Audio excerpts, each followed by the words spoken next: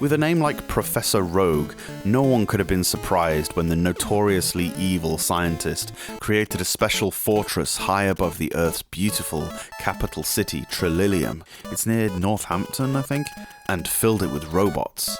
Fortunately, 2 agents of peace, the brother Warrior and Fighter, are sent from the Federation to destroy the eponymous fortress.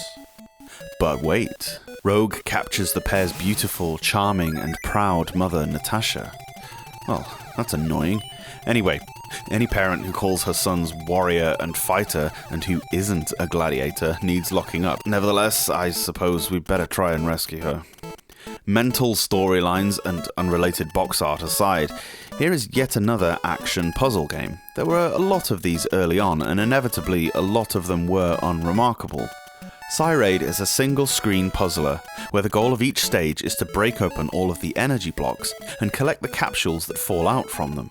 There are usually 4 to 6 of these, and they can be destroyed from any side. The idea is that these energy capsules constitute the power source for all the enemies in the room. Collecting all of them terminates the enemies, allowing you to move to the next stage. There are plenty of pickups, some speed you up or slow you down, and the most important ones are these Powertron blocks, which allow you to destroy previously untouchable blocks, jump, and even fire a gun. If you die, however, you're pushed right back to the basic character. Some later levels cannot be beaten unless you can jump, and the final boss can't be beaten unless you've got the gun. That's something interesting for a puzzle platformer game. These boss fights, which you'd perhaps not expect in a game like this, and they're quite inventive. While you can't directly attack them, you can drop or push blocks onto them. You can temporarily destroy enemies by kicking blocks or ladders into them, or by shifting a ladder while the enemy is on it. They'll respawn, but you'll need to take them out sometimes. Touching any of the enemies is death, but avoiding them is only half the challenge. Figuring out how to get all of the blocks is trickier than it appears at first.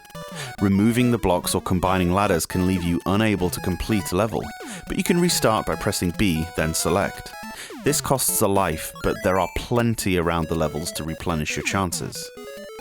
The graphics are a little cramped, but not so it hampers gameplay, and it does allow for single-screen levels. The music is well put together, but you may recognise it from Indiana Jones. It's a shameless imitation, let's be honest. Cyraid is a clever and unique little title that will command your attention. You probably won't want to play through the whole thing in one go, but password saves mean you don't have to. Something I forgot to mention, but is as cool as it is bizarre. Every so often a wall will disappear and a giant cookie thing will stomp its way in, shaking the whole screen and randomly rematerializing some of the blocks that you may have got rid of. The music changes to some real ominous song that fits the nightmare fuel that is being stomped to death by oversized baked goods. As it happens, it's not a cookie, but according to the manual, a donut hole monster whose body is, and I quote, as hard as a very stale donut hole. The manual is a great little read, actually, and the child in me appreciates the flipbook animation. Everything about the game is delightfully weird.